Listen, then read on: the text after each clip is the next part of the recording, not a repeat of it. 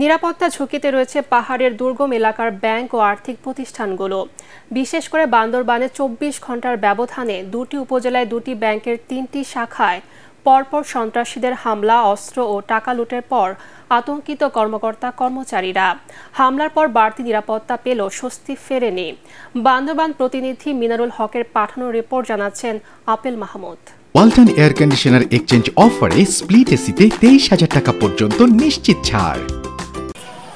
৯০-এর দশকে প্রথম ব্যাংকে হামলা হয় রাঙামাটির রাজস্থলীতে। সে সময় ব্যাংকের নিরাপত্তাজনিত ত্রুটির সুযোগ নিয়ে সন্ত্রাসীরা লুট করে নেয় টাকা। ওই ঘটনা ব্যাপক আলোচিত হলেও পার্বত্য জেলার দুর্গম এলাকার ব্যাংকগুলোতে তারপর নিরাপত্তা বাড়ানো হয়নি। গত ২ এপ্রিল রাতে কেএনএফ সশস্ত্র সন্ত্রাসীরা টাকা লুটের উদ্দেশ্যে রুমা উপজেলার সোনালী ব্যাংকে হামলা করে। পুলিশ ও আনসার বাহিনীর ১৪টি অস্ত্র ও গোলাবারুদ লুট করে নেয়। তারা ভল্ট ভাঙার চেষ্টা করলেও তা পারেনি। তবে অপহরণ করে নিয়ে যায় ব্যাংকের ম্যানেজার নিজামুদ্দিনকে। পরদিন হামলা হয় থানচি উপজেলার সোনালী ও কৃষি ব্যাংকে, যা রীতিমতো আতঙ্কে ফেলে দিয়েছে স্থানীয় ব্যাংকারদের। কিন্তু আমাদের ১০ জন পুলিশ কিন্তু সার্বক্ষণিক ডিউটি করেছে।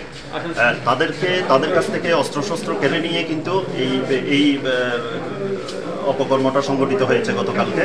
আমার মনে হয় এটা স্থানীয় প্রশাসন, স্থানীয় যেই বিজিবি বা আর্মি আছেন, তাদেরও এই ব্যাংকের প্রতি একটা সবসময় কড়া নজরদারি রাখা উচিত বলে আমি মনে করি।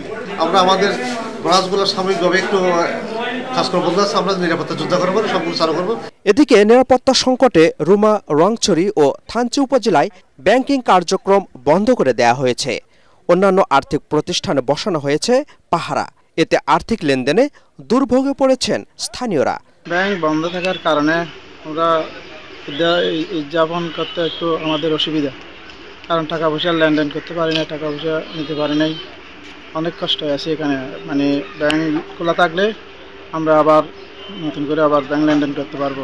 ভয়ে আছি, খুব আতঙ্ক সৃষ্টি, আর কখন গোলাগুলি হয় এটা আমরা বলতে পারবো না।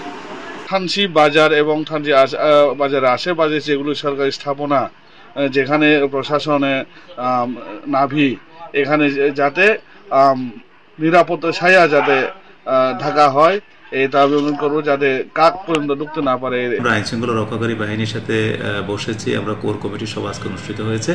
সেখানে আমরা প্রতিটি দপ্তর, বাংলাদেশ সেনাবাহিনী, বাংলাদেশ পুলিশ বা বিজিবি তাদের তৎপরতা আগের চেয়ে অনেক বৃদ্ধি করেছে বলে আমাকে নিশ্চিত করেছে। আমরা পাশাপাশি এই সময়ে যাতে ক্লাস্টার করে কয়েকটা ব্যাংক একসাথে করে এই টহলগুলো যাতে জোরদার করা যায়, সেই বিষয়গুলো আমরা আইন শৃঙ্খলা বাহিনীকে ইতিমধ্যে অনুরোধ জানিয়েছি। অবশ্য পার্বত্য এ জেলায় ব্যাংক সহ সাধারণ মানুষের জানমালের নিরাপত্তা রক্ষায় এবার বাড়তি ব্যবস্থা নেওয়ার আশ্বাস দিয়েছে জেলা প্রশাসন। Bureau report, ATN Bangla.